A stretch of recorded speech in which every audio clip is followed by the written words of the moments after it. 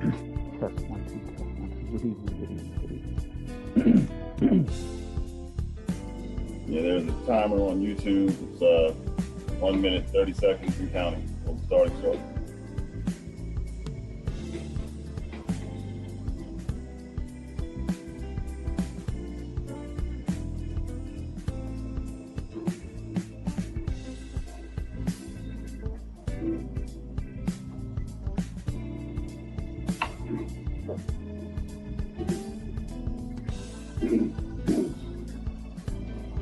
There's a timer on YouTube. It's 1 minute, 30 seconds and counting.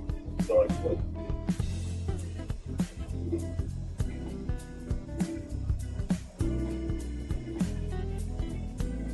That's a big delay.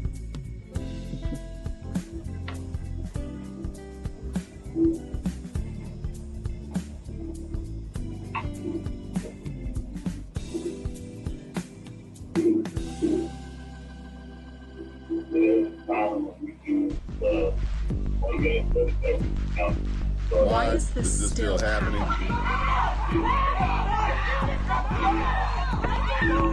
Why is this still happening?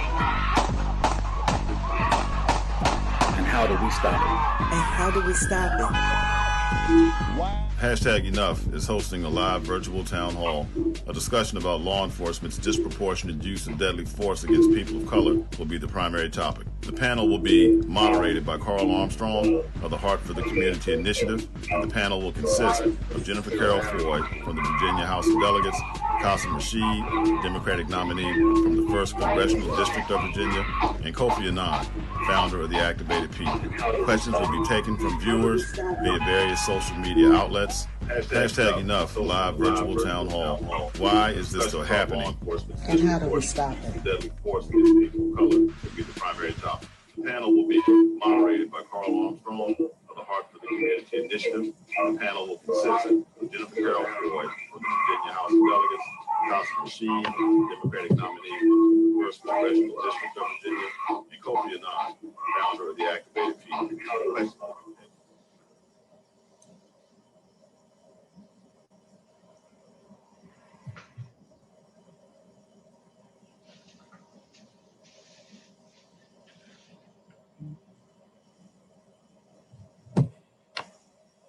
Hello, everyone. I'm Gary Holland from Hashtag Enough, and I'd like to welcome you all to our town hall tonight. Why is this still happening, and what can we do to stop it? The two-part title and the two-part question that'll drive our discussion tonight. Why is this still happening? We all understand that disproportionate use of violence against people of color has begun at the beginning of our country's history, but we just need to go back 28 years to see how the violence perpetrated against Rodney King was both unjust and went unpunished. And we fast forward until now, and we see situations such as those with George Floyd, Breonna Taylor, and we see what happened recently in Kenosha. So why is this still happening? Is a question on the lips of many of us.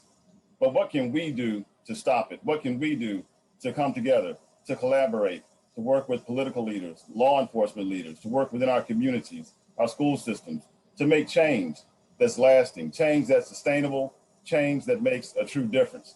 That's the purpose of our call tonight, the purpose of our town hall tonight. The town hall will be facilitated by Carl Armstrong from the Heart for the Community Initiative. He'll be our moderator for the discussion. And our panelists tonight are Jennifer Carroll Foy of the Virginia House of Delegates, Qasim Rashid, who's the candidate for the 1st Congressional District of Virginia, and Kofi Annan, who's the founder of the Activated People. So we ask that you participate, that you ask your questions. I'll take a look at the questions and I'll insert them as best I can, but I'm looking forward to a great conversation, a conversation that's needed, and a conversation that needs to continue. Why is this still happening, and what can we do to stop it? Over to you, Carl. Thank you, Gary. Once again, good evening to our panel. Thank you so much for joining us this evening. And I think that I want to start right there. We've heard what Gary has said, going back 28 years to the Rodney King incident. I'm going to start with Jennifer Carroll Foy and ask this question. Why is this still happening? So thank you for that question. And it's an honor to be here with these wonderful panelists. And thank you for inviting me. And so this is still happening. When I say this is still happening, I mean the murdering of Black and brown bodies on our corners due to racial injustice because of the same recipe and formula that's been cooked up for so many generations. And that's racism and bigotry and bias. It's the criminalization and demonization of Black and brown skin, which leads to the overexertion of unnecessary and excessive force because we are seen as threats. Our skin is weaponized, and people believe that it is, we're violent, we're dangerous. And so they interpret our language as hostile. They see our excitement and passion as anger and aggressiveness. When they see our stature, it's overwhelming. And the feeling is that we must be subdued. So it goes back to the criminalization, demonization, and weaponization of our skin. And it also goes to the stigma, bias, and bigotry that surrounds who we are just for being the way that we appear in the world. And so that's why it's happening. Until we root out this infection, then it can never adequately air out and concretely be healed. And we're not in this post-racial society people wanted to believe that we were in after Obama was elected, and we made some inroads and we got some people in some positions. We see that it's, you know, more than that. It's the manifestation of this country. We were built on this bigotry and bias, and it's going to take a lot more effort, uncomfortable conversations, and agitation in order to rectify all of these issues and get us to where we need to be. Thank you, Mrs. Jennifer Carroll Ford. Mr. Kofi Annan, and in your own words, why do you think this is still happening, especially with police? Yeah, well, thank you again for the opportunity to speak here tonight. Yeah, this is such a very important conversation, and it just seems like we keep going through this cycle, right? As Delegate Foy alluded to, this cycle just keeps on just happening every couple of years or every couple of months. It seems like sometimes every couple of weeks, you know, where, you know, you have an armed Black man is shot or killed in some other gruesome manner by the police. And I think in order to understand why this is happening, we have to go all the way back to the creation of the police in the first place. A lot of people don't realize that the policing system was always designed to target Black people. From its original inceptions, it was originally formed as a slave catching unit. And then after slavery was abolished, then it became a way to round up Black people because of loopholes in the Constitution as a way to put them essentially back into slavery. Then when the original modern police units were formed, those were also a way to kind of keep Black people contained away from white neighborhoods in the North. And the original, the first modern police unit was started in Boston in direct reaction to the migration of Black people from the South into the North. And I think that vein and that culture has never actually left. So it just manifests its way in different ways throughout history. Then you had the Civil Rights era, and that was also a reason to give the police more money and to have more police in the streets. When that died down, then it became we need a war on drugs and we need a war on crime. And that was another reason to pump police back into Black neighborhoods. And I think the culture that created those organizations has never really left, and we can't really separate those discussions without understanding the root of how these things, how we got here in the first place. Thank you. Mr. Kasim Rashid, what do you think about why this is still happening? Co-sign my esteemed colleagues, Dr. Jennifer Carroll Ford and Kofi Annan. I approach this really, I think, from three directions: legislatively, economically, and from an organizational standpoint. Legislatively, when we look at the history of this country and how all men are created equal, didn't exactly include African Americans, Native Americans, or women, or even non-land-owning white men. But with the acceleration of the slave trade and the enslavement of the African people, a lot of folks forget that even after slavery was abolished, it actually wasn't abolished. It was just relegated to the prison system. And the 13th Amendment doesn't actually abolish slavery. And one manifestation of that today are our firefighters who are incarcerated in California are fighting fires for 30 cents a day. But then once they finish their term of incarceration, they can't get a job because they were a felon. And so they can't be a firefighter and earn a living wage. So we'll exploit them as slaves, but we won't pay them as actual human beings. It's a modern day slavery.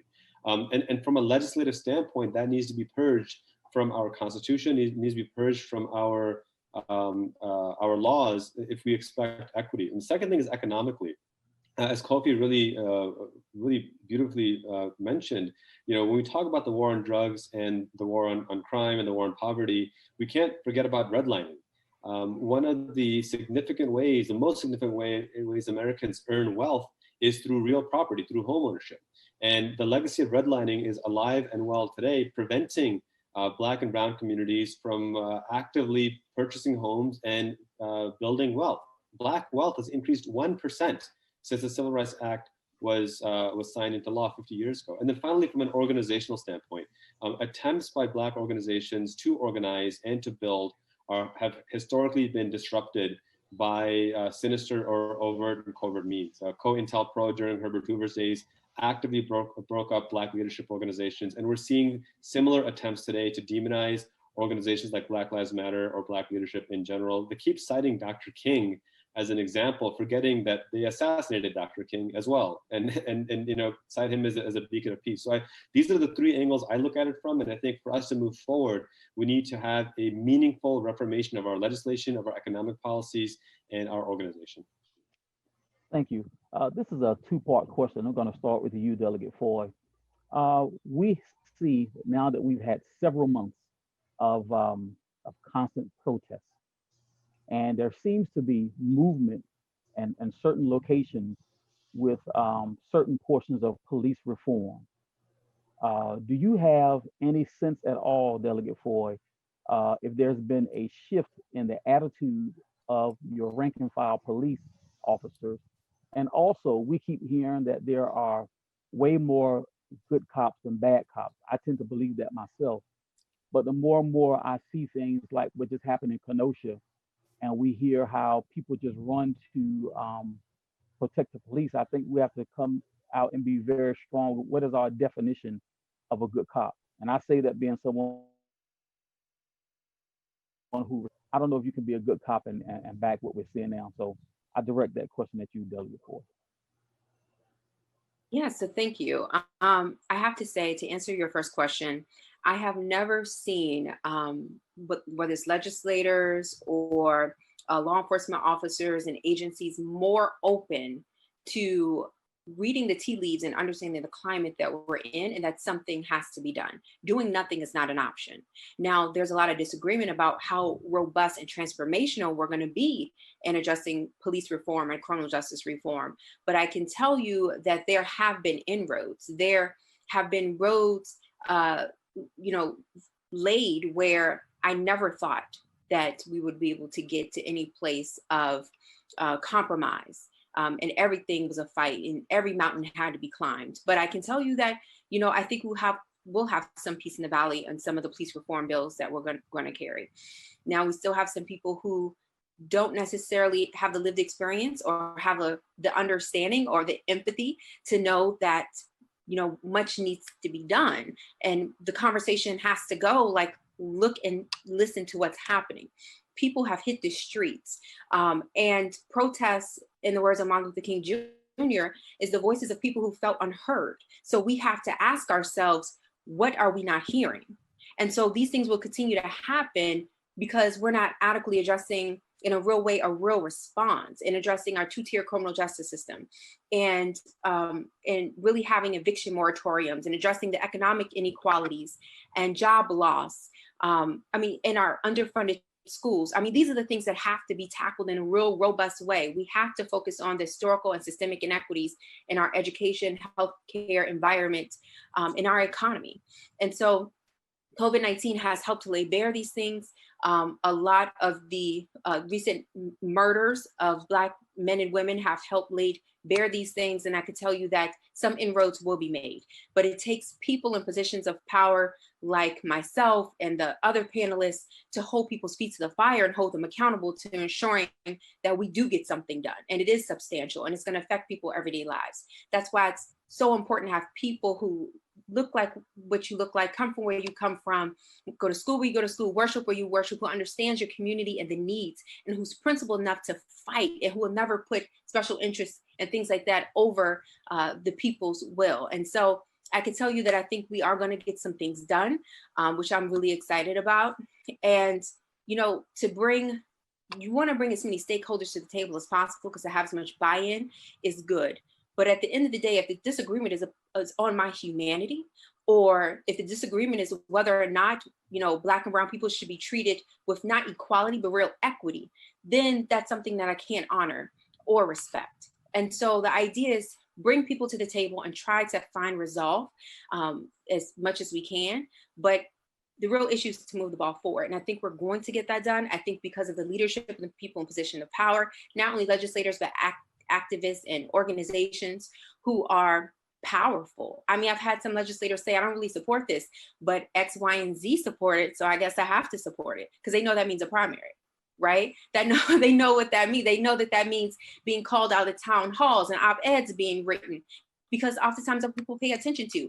If they can't respect, you know, human beings enough, and doing the right thing for the right reason in and of itself is enough, then that's where we have to use the will of the people and our voice and our vote in order to make things happen. But to answer your question, yes, I do think that we're going to get things done. I do have, you know, police officers, and, you know, one of the things I heard someone say recently, there's some jobs that you can have one or two bad apples and it's not that big of a deal, but, you know, you want all your teachers to be good. You want all your police officers to be good. You know, you don't want to get on an airplane or fly with the airline and they say, well, we land our planes 80% of the time, right? I mean, just some things you need everybody to be good at. And, you know, when you have people who are sworn officers, that we are empowering them with, you know, our lives, our safety, our children. I mean, we want, there's no room for bad actors. There's no room for bad apples. And so we have to weed them out. And the people on this call have been doing amazing jobs to make sure they're decertified, they're held accountable, we end qualified immunity, we do all the things that need to be done to have accountability and prevention here in the Commonwealth. Thank you. I really appreciate that. Mr. Anand, here's a question for you. So we know that riots are the language of the unheard. And of course, we don't condone violence, but I don't think any of us can behave as if we don't understand the absolute frustration that causes that, especially with young people. We know also that we have infiltrators. All that we see is not just the protesters, when a vast majority of the protests have been very peaceful. But what do we say to our detractors? They did not accept the peaceful protest of our NFL brother, right? When the basketball players took a knee and joined him, they were called nasty names, un-American. Even before there was violence and protest, they're blocking traffic. And now that violence has spilled over, what do you say to your detractors when these things continue to happen? What do you say to them? Yeah, no one, you know, no leader should condone violence. I think we all understand that it's hurt. A lot of times, most times, than often, it actually hurts the communities of the people who are protesting, because you end up, you know, damaging your own small businesses and housing and infrastructure and things like that. But that said, I think a lot of people need to realize that this is the result of decades of not listening and not actually fixing these problems, right? At some point, this is inevitable, right? And regardless of how much, you know, monetary values you could assign to these buildings and things like that, it's still not worth a life, right? And so when you have basically state-sanctioned violence and murder happening regularly, I I mean, it still pales in comparison to that life. That person, those people that are killed will never come back. You can rebuild the buildings. You can do all of these things. We can fix those buildings, but you can never bring a life back. And I think people, after all these years of calling for police reform and calling for these things to stop, and not actually getting the results or seeing any change, I think some of this is kind of inevitable. So not condoning it, but you have to also understand that this is a human reaction at this point. So I really wish we would focus less on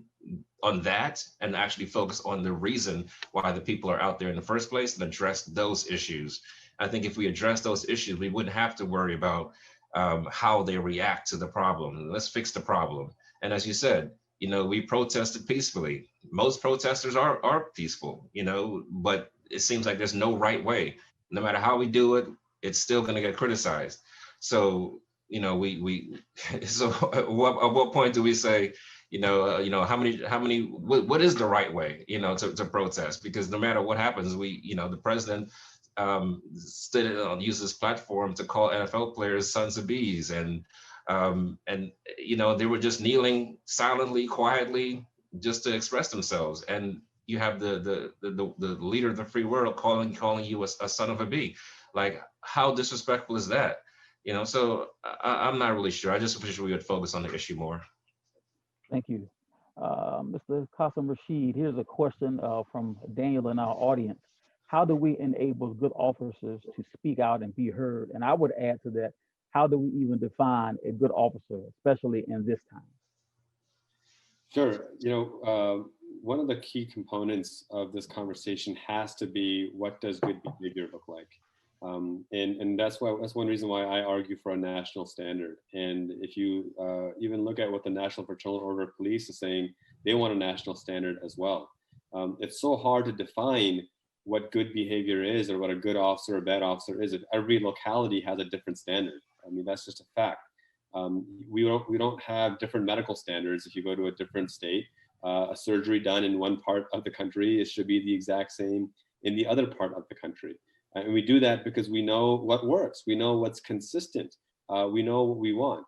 And this is the standard for education as well, right? We have federal standards. And then even on the state level, we have state standards that are consistently applied, or should be consistently applied, because we want all of our children to have equal access. So I think the first thing is, before we can even define a good cop or bad cop, we need to commit to having consistent standards. The second thing is this idea that if you're critical of law enforcement, you're anti-police, I think is also a red herring. If we want better educators, we're not anti-teachers, we're not anti-education. If we want better doctors, we're not anti-medicine. So the same philosophy needs to apply here, that we are, by definition, it's in our founding documents, working to create a more perfect union. That's a literal quote from our founding documents, that we are called to do as all Americans. And that must also apply to our law enforcement. Now, I can tell you that I've had the pleasure of sitting down and meeting with members of the law enforcement community in the 1st District of Virginia. And the consistent answer I receive from them is a willingness to want to engage. There's a great piece in Virginia Mercury where sheriffs agreed that we don't want a situation where we terminate an officer for unethical or violent behavior and they get hired somewhere else. We need a database that prevents that from happening. In Stafford, there was an interview of several sheriffs who said, yeah, it doesn't make sense that law enforcement is responsible for stopping armed violence, which we're of course trained for, but then also managing mental health issues and addiction issues and homelessness issues and a cat stuck in a tree issues.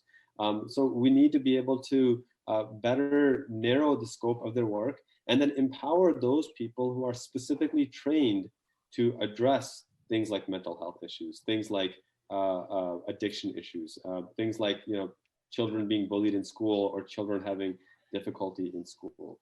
Society deserves to have that kind of support. And the best part about this is that this is not hypothetical or shooting in the dark and hoping it works, no pun intended. This is about looking at the proving models that we know work. The localities and the cities that have engaged in this kind of a model where law enforcement is trained specifically to prevent or stop violent crime. And then you have other professionals addressing the other major issues that impact society, like addiction and mental health, so on and so forth. Two really important things happen. One, there's significantly less police violence, significantly less. Two, there is significantly less violence overall. And when you have a safer community and less police violence, you end up having a better alliance between law enforcement and the community. That's what we're asking for. Nobody here is asking for special treatment. We're asking for equitable treatment based on a consistent standard that is built on a proven model. And I think that that's not only the common sense thing to do, I think that's the bipartisan thing to do. And if I could add to, I add to that, just a quick note to our listeners that there's a Marcus Alert bill that is going through the Virginia General Assembly right now, which would essentially do what Kasim mentioned, which is to whenever someone going through a mental health crisis, instead of an officer showing up automatically, they're actually going to run a program to where someone who's a trained mental health professional shows up and addresses that issue. And that bill is actually going to be heard this coming Thursday in the Appropriations Committee. So if anyone's interested in testifying in support of that legislation, you can email us at transformingpolice@gmail.com. Thank you so much. Delegate Foy, here's a question from Chris in Maryland. It is asked, how is it still possible for qualified immunity to be in place? How do politicians justify this?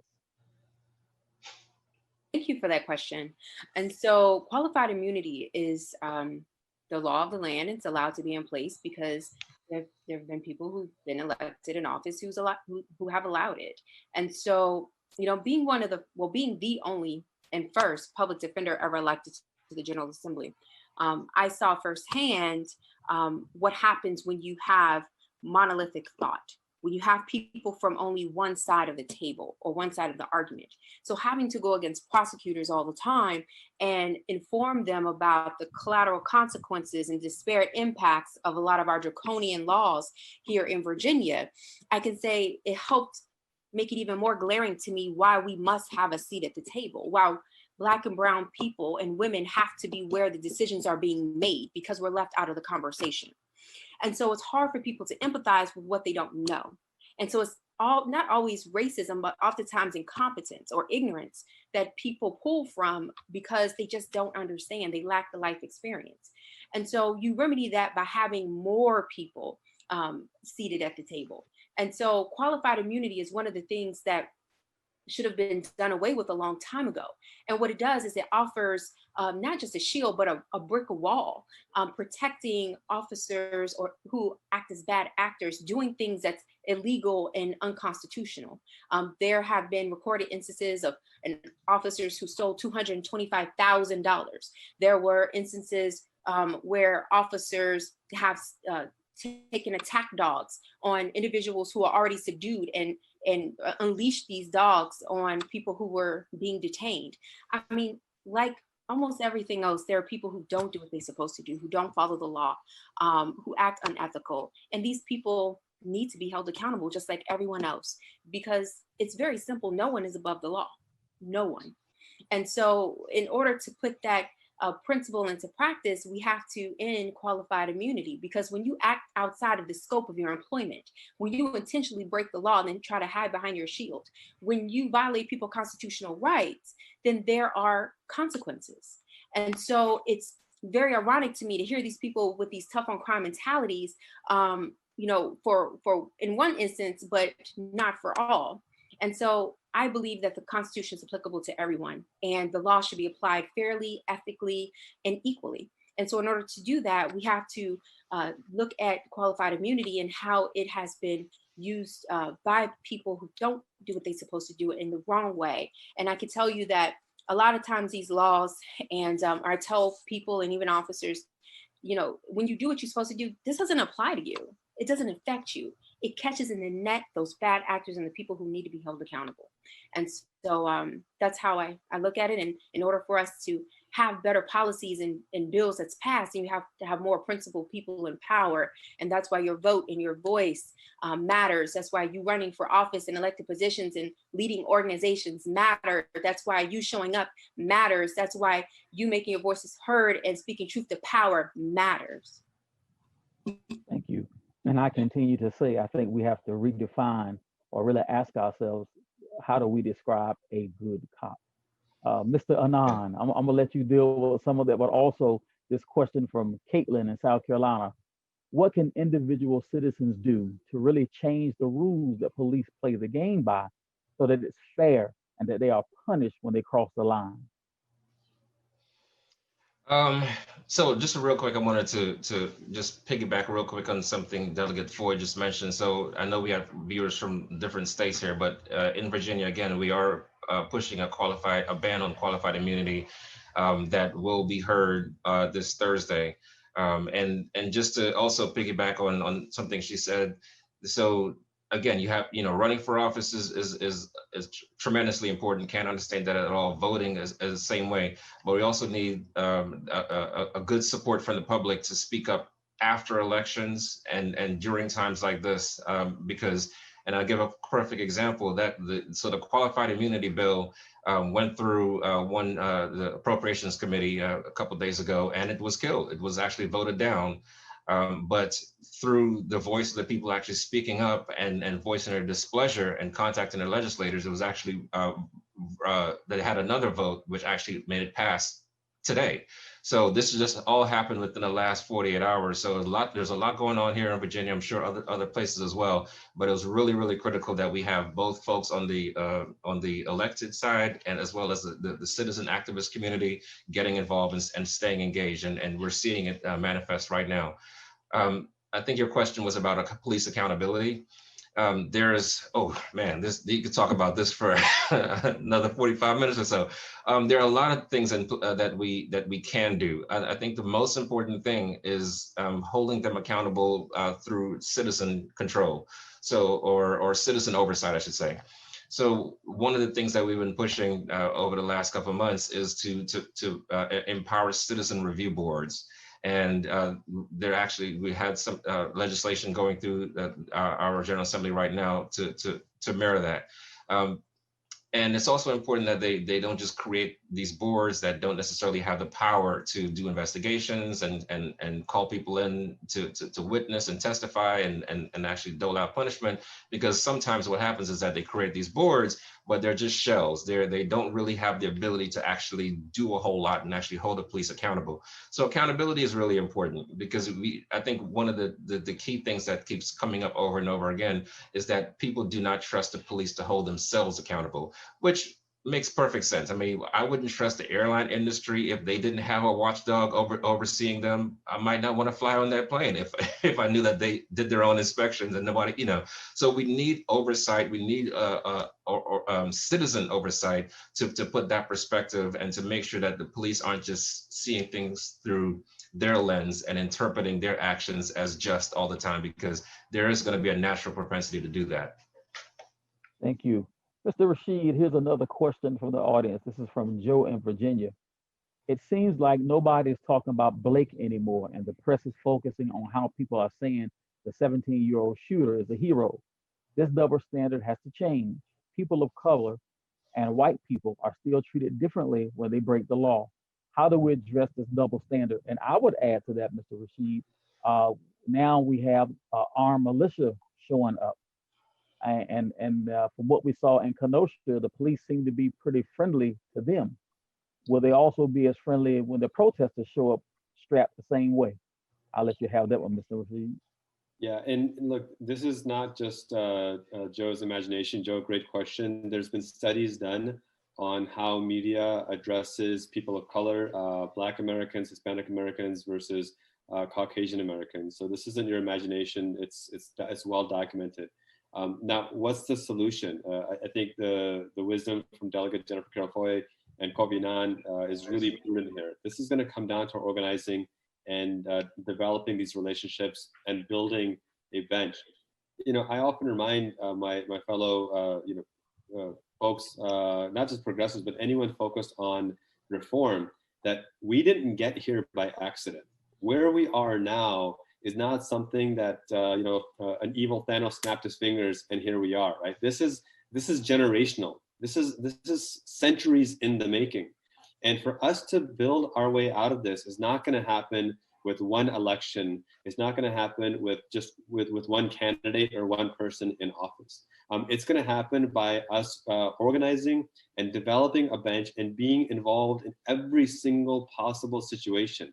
You have to think about the fact that Black Americans couldn't freely vote until about 1965, and even now there are an incredible amount of restrictions when we talk about felon disenfranchisement and access to ballot boxes. Imagine for a moment that you couldn't vote from the founding of this country, 1776 to 1965, nearly 200 years. And all that time, legislation has been passed and enacted, not with your interest in mind, but with the interest of keeping you as a second-class citizen in mind. Do you think that's going to be reformed in just a few decades? No, it will take time. But the beauty of progress is that it accelerates in a rapid manner. It's not a linear, it's an asymptotic, if I could cite high school algebra for a second, rise, but it's going to require every single person to be involved. And this next election coming up is consequential exactly for that. It's really a referendum on whether we want to continue to build a more perfect union, or are we going to go back to 1940s, 1930s, which is unfortunately where we're seeming to be headed right now. So if you see that frustration, channel that rage into something that will help build organization. Get on Delegate Jennifer Carroll-Foy's team, get on my team, work with Kofi Annan's organization, but just do something where you're actively getting folks involved. That's how we bring about the kind of change, so that we're talking about the issues that matter, not being dictated by those in power. Mr. Rashid, what do you think about those armed militia members showing up? How do you see that? Again, people forget that this is another example of the double standard. Why doesn't California have open carry? Because the Black Panthers wanted to say, hey, we have firearms too, let's open carry. And suddenly the NRA and Ronald Reagan said, whoa, we don't want Black folks open carrying firearms. And before you could blink, open carry was banned in California. And so there's absolutely a racial element behind this. And the militia members that are showing up, we remember, in Michigan, when they showed up, they threatened to execute and behead the governor of Michigan. There was no charges filed. The legislature had to cancel their session due to threats of terrorism. There was no military police, there was no military deployed to stop this. But a Black father is shot 7 times in the back and people protest peacefully. Somebody from an out of state comes in with an illegally obtained AR-15, kills 2 people, and suddenly the militia is considered the hero. So again, I have the same rage and frustration that folks have. It's part of why I'm running for office, to channel that rage into something that will help us create that more perfect union. But again, we can't be surprised that this is what the situation is. This is the end result of what we've seen over the last centuries, but we should be confident and competent in our ability to organize and to develop the relationships and the progress we need to bring about that meaningful change. Thank you. Delegate Ford, here's another question from our audience, comes from Gregory in Virginia. He says, how can we really expect change without addressing the underlying racism in the Constitution that helps laws to be unfair when it comes to race? And he also asks another question: how do we hold politicians accountable aside from voting them out of office? Yeah, so thank you for that question. So we know that this country was founded on particular principles that we now see, and we now see the hypocrisy of it, of the statements that all men are created equal, but some of these same professors actually owned human beings. And so as far as the Constitution goes, I mean, we know about the 3/5 clause, and we know how long it took for us to have the 13th Amendment and to continue to build on those principles to get us even closer to where we need to be. And even most recently, I helped to lead the charge here in Virginia to make us a 38th and final state in order to ratify the Equal Rights Amendment. So women's equality as human beings equal to men can finally be enshrined into the United States Constitution, because even though we have the right to vote established, our equality is not solidified or enshrined. And so we have a long way to go. And so the Constitution is our founding document. That's one thing. And that's where the states also have to pick up the slack. I mean, even though you had, you know, the 13th Amendment and you had, you really didn't see us moving to real equality into the Voter Rights Act and the Civil Rights Act. And so it takes not only the Constitution amendments, but it takes solid laws in order to also give the Constitution teeth and what it means to fight for and have real equality, whether you talk about race, religion, national origin, gender, whatever have you. And so we can tackle this. It's much difficult to change the Constitution than it is to change people in positions of power that can pass the laws that we need in order to have bills and budgets that reflect our humanity, that fights and gets us even closer to full equity, that addresses a lot of the systemic and historical inequities in a lot of our systems. And so that's what it's really about. It's about getting these people in positions of power who will write the bills and pass the budgets for things that's important to us. And that's what we have to remain laser focused on. There's a reason why there's a concerted and well-funded effort to disenfranchise huge populations of brown and Black voices. And that's because those people on the opposite side know that's where the real power lies. And so you have to look at what's happening around you. Voter suppression and disenfranchisement is real and current. I mean, there are some Black and brown communities that are still just in disenfranchised in 2020 as their foremothers and forefathers were in the 1920s.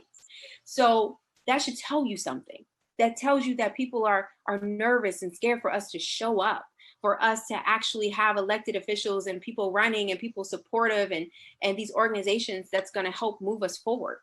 And so that's what I would say, right? So we can make these changes with the Constitution, but it's really about the laws. And it's much more difficult to change the Constitution than it is to impact the laws. And that's something we can do, we are doing, and we will do. Even here in Virginia, this last session, we had one of the most progressive, substantial changes here in Virginia. This was one of the most pro-worker, pro-women, pro-family legislative sessions that we've ever had. I mean, we passed amazing things. For example, voting rights.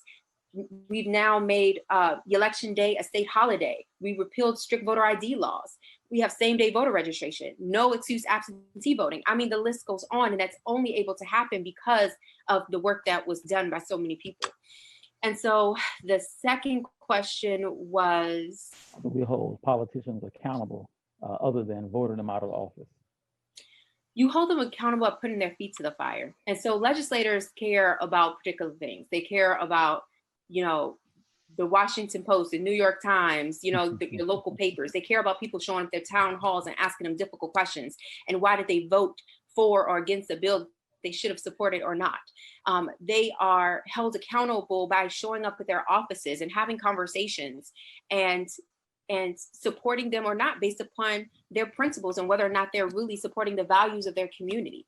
And so one of the things I find is most effective is, I know for me, again, I talk about one of the biggest issues for women recently was and for women of color specifically, when we talk about pay inequity, was the Equal Rights Amendment. And I remember standing up and telling the Republicans that, we can disagree upon some things, but if I can't change your mind about women's equality, then I promise you this, I will change your seat. And I can tell you what happened after that was that women's equality was on the ballot, right? Pay equity for brown and Black women was on the ballot. And we were able to effectively, with the concerted effort of so many organizations and people, flip the General Assembly. And now we have the trifecta here in Virginia. And that's only able to happen because of the people who showed up. We organized, we mobilized, and we showed up.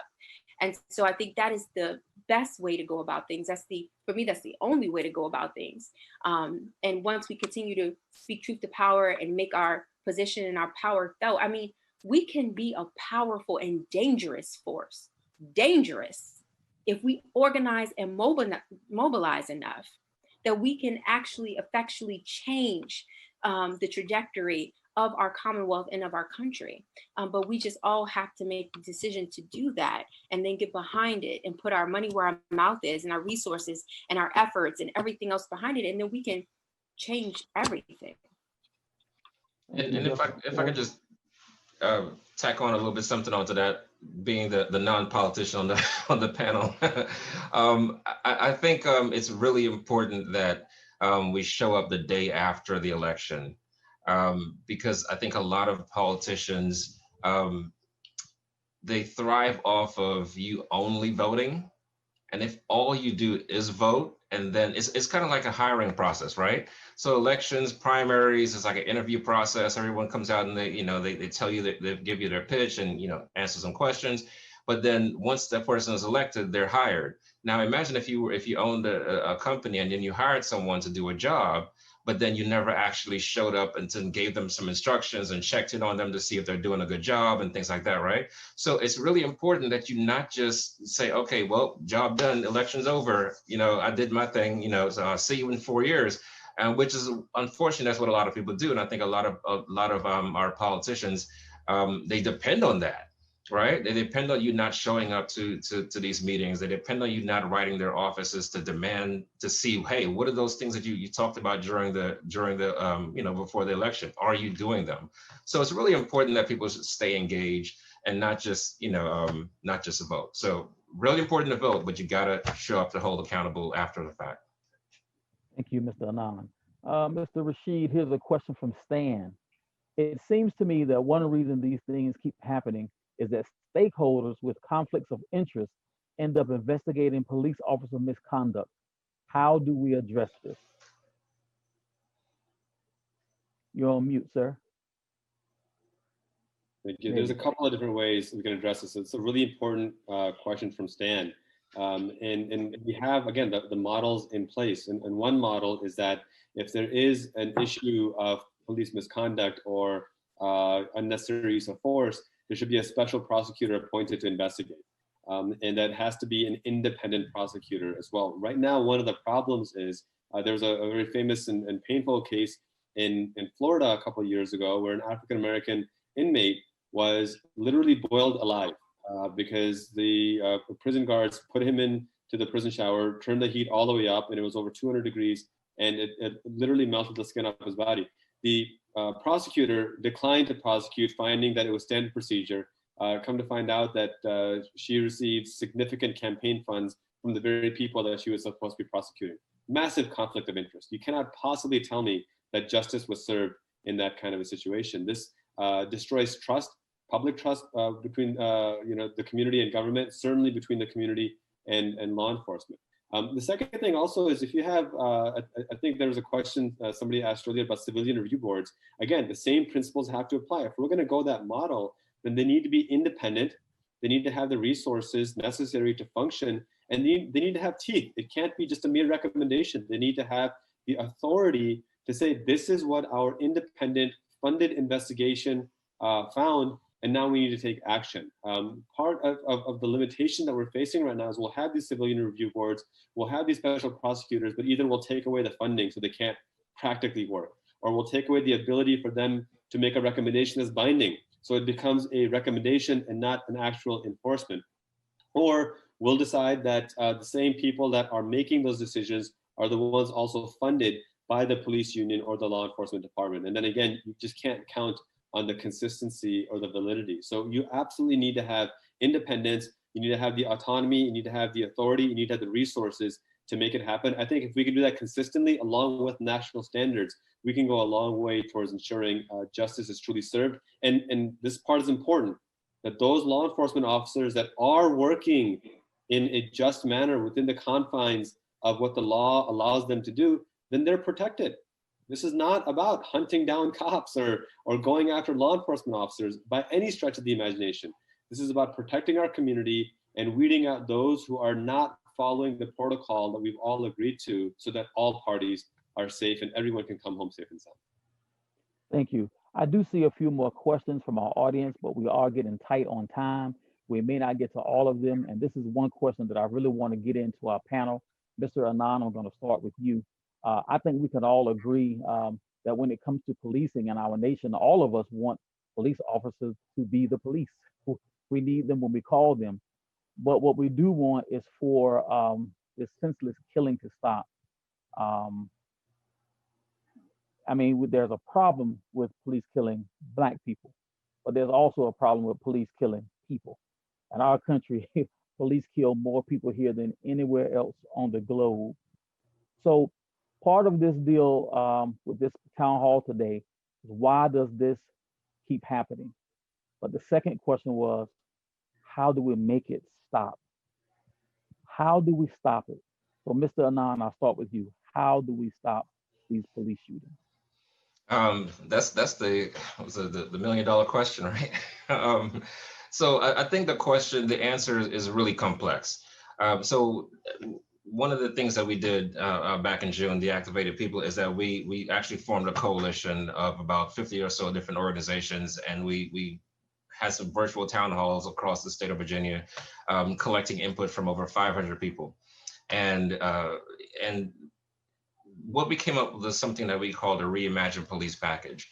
And the package was over 3 pages long of recommendations, right? It addressed everything from the recruiting to the training to the accountability, soup to nuts.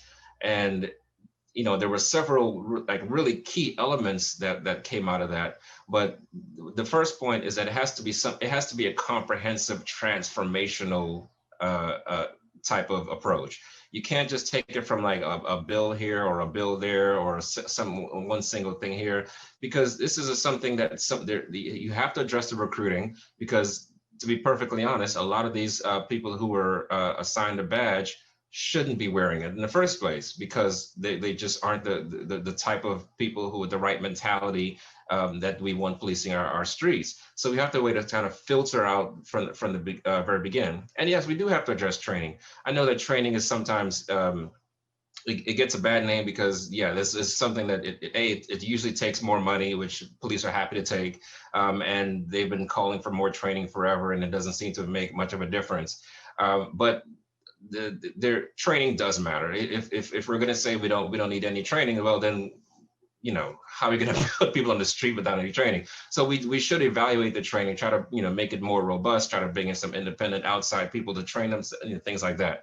And so then we also have to evaluate, well, what do we do when we catch them doing the wrong thing, right? And we do need to beef up our accountability measures to make sure that you have independent prosecutors, and we have civilian reviews, and we have civilian oversight, and all these things. And so the answer is that it's really how do we make it stop? I'm not optimistic that it will ever totally stop, but I do believe that taking a comprehensive approach and getting a significant number of pieces of legislation through can help. Thank you, sir. Delegate Ford, people like me are wondering, how much more can our nation take? How do we make it stop? How do we stop it? Yes, so just like Kofi said, that's $1 million question, but we are laser focused on ensuring that we get it done. And so I think it's 2 things: prevention and accountability. And so I'm supporting bills that's coming through as far as prevention, having more robust application process, and the officers actually undergo bias training, not implicit bias training, de-escalation skills. They have crisis intervention training, and they actually have a psychiatric test or exam that they have to undergo, because not everyone is capable or qualified to become a law enforcement officer. And so then it's all about accountability and ending qualified immunity, having civilian review boards with subpoena power, who can actually do something and not just give advisory opinions. I have a bill that I'm carrying and looks like it's going to pass to ban chokeholds here in Virginia, and that if an officer performs a chokehold and someone dies as a result of it, it's a felony here in the Commonwealth. It's about holding people accountable when they break the law. And excessive force and things that can cause death should only be used as a last resort, And we need to ensure that we have these parameters in place, limiting no-knock warrants, decertifying officers once they break the law or do something that's unconstitutional immediately, so they can't just quit during an investigation and move on to another jurisdiction. So these are the bills that's currently been brought forth this legislative session that I am hearing in courts of justice and voting for and holding people's feet to the fire. And we're going to ensure that, you know, I'm going to do my best to ensure that we get some, like I said, some of the most robust transformational bills that we can. But that is how we address this. I think one of the things, one of the issues is that it continues to happen because it goes unpunished, right? And so if you continue to, if you know that you can, Walter Scott someone, you can shoot someone in the back several times as they're running away, and then there's, and then if in another situation, nothing happens to you, then, that's a problem. The list just goes on. Philando and Eric and just so many people. Tamir Rice. I mean, this is a child who was holding a weapon and was, murdered in cold blood. But then you had another, person who murdered people and he just walked away and got a water from law enforcement officer after he just, or right before he just murdered two people. So it's the inconsistencies, it's the inequities. And so these bills of prevention and accountability, that's what I think is best and we have to have in order to hold people accountable, because deterrence is a motivator. It's a motivator to keep people from doing something that in the past they have been maybe admonished, but oftentimes rewarded for doing. And so I'm excited to continue to be an agent of change and put forth these bills that's going to help ensure that we have prevention and accountability here in Virginia. Thank you so much. All right, Mr. Rashid, I give you these last 2.5 minutes. How do we make it stop? It's hard to follow the wisdom of Kofi Annan and Delegate Jennifer Carroll Foy. Both spoke beautifully, and I co-signed their insights and commend them on the amazing work they're doing to serve our communities, both from an activist standpoint and from a legislative standpoint.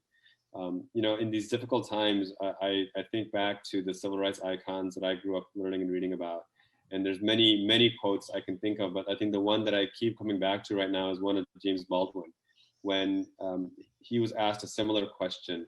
And he responded in a way that I think it captures my sentiment right now. When he said that, I know that which what I ask of you seems the impossible. But when you look at the spectacle of human history in general, and African-American history in particular, you will find that we have been asked to achieve nothing less than the impossible. And we have achieved it anyway. And so, it's always impossible until it happens, and then it's inevitable. And the fact that it's impossible or seems so insurmountable right now, don't let that be a deterrent. Let that be fuel for you to align with those who are leading the way, because there are many, many compassionate and passionate folks like the two folks on here, my colleagues that are leading the way. Align with them, join with them, and let's bring about that kind of meaningful change. The worst thing we can do right now is to despair. And this is, again, in the dying words of the great John Lewis, is that we cannot despair. We must maintain that hope. And I'm confident that if we stay true to these notions of compassion, of holding justice as our supreme standard, that not only can we truly bring about that more perfect union, but do it in a sustainable way so that our children and the next generation can truly achieve true freedom and equity. Thank you all so much. You've been a terrific panel.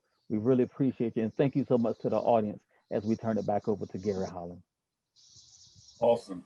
Thank you. I echo Carl's thanks and appreciation for you, Delegate Foy, for soon to be Representative Mr. Rashid, and for you, Kofi. We thank you all so much for taking time out to share your wisdom and your experiences and your guidance with the folks that were on the call tonight. We had so many questions that came in. Couldn't ask all of them, but the ones that I did ask, hopefully they enlightened and helped a lot of other participants tonight.